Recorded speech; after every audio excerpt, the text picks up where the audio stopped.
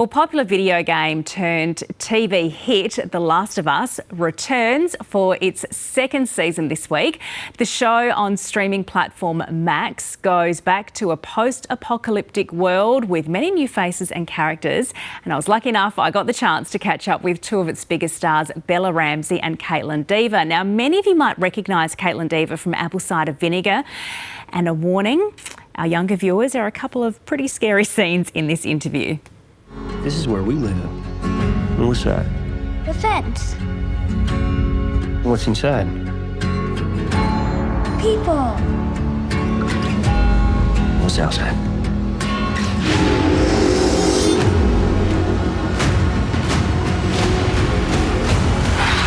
Bella, welcome. It's so lovely to meet you. You too. Thank you. Season 1 was the most enormous hit. What can we expect season 2? Hopefully it exceeds people's expectation and surpasses season 1. Hopefully it's sort of more epic and more vast, and it's even darker and more intense than the first season, and more action-packed and full of emotion and complexity. Jeepers. Okay, so season 2 picks up 5 years on. Yes. What was it like playing Ellie, a bit more grown up now? It was quite a natural progression. I was 17 shooting season 1 and was 20 coming into shooting season 2. So I'd naturally grown up, and so had Ellie. And I'd played her for so long, she felt so familiar to me. I'd literally spent a year sort of in her skin. So stepping back into that just with the new lens of being slightly older and more mature was an easy process. And you're so carried by the writing, so it was an easy job. Don't you know what he did? You swore. Has anyone ever done an interview with you and not asked about Pedro Pascal? It's quite rare.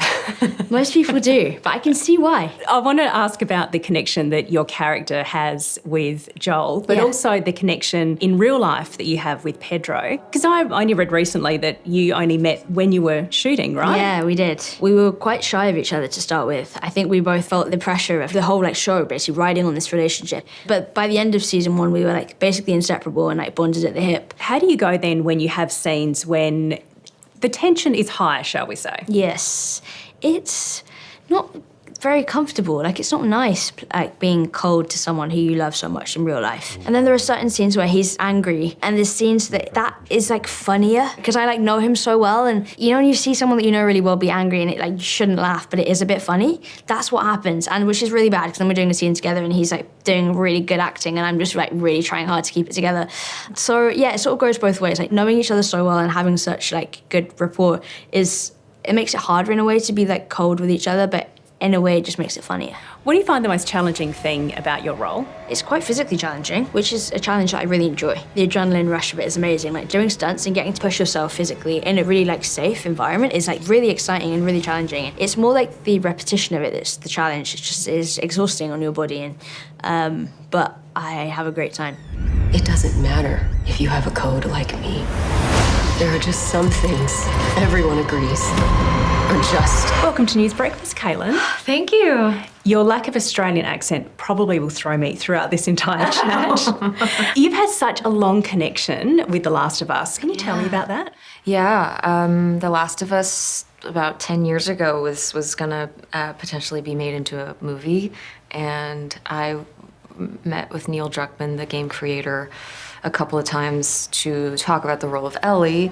Then as movie making pans out, sometimes a movie just kind of falls apart and doesn't happen. And the show came out and it was so good. I watched it immediately, and getting the call for season 2 and Craig and Neil asking me to play Abby is sort of surreal, and it kind of felt oh wow, this is always in my life for some sort of reason. After such a long build-up and long association, what was that first day on set and on location like for you? Spoiler territory I can't talk about. I'll just say it was a really intense day, as is the show. This season is a level up from season 1. I could do 50 personality quizzes right now, and I am an empath. You're very familiar with Australia. Do you think this could be a place where you could hide out in the event of a cordyceps apocalypse? I don't know if I necessarily want to see any spiders. I'm still afraid of the huntsman spider that's, I guess, up in Queensland? Everywhere. They're everywhere. I guess you can't get away from them, but I'm still a little bit scared of that. But other than the spiders, I think this is a great place to hide out.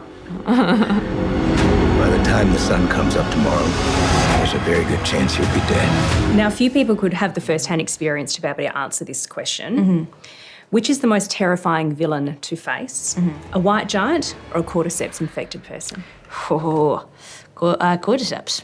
Ooh. I would say so. I guess the White Walkers have they're sort of like a community, but something about the cordyceps, they're so connected. There might just be one of them, but there are many others just waiting to like answer the call. Yeah, I don't know. I just feel like the cordyceps are a little bit more unexpected.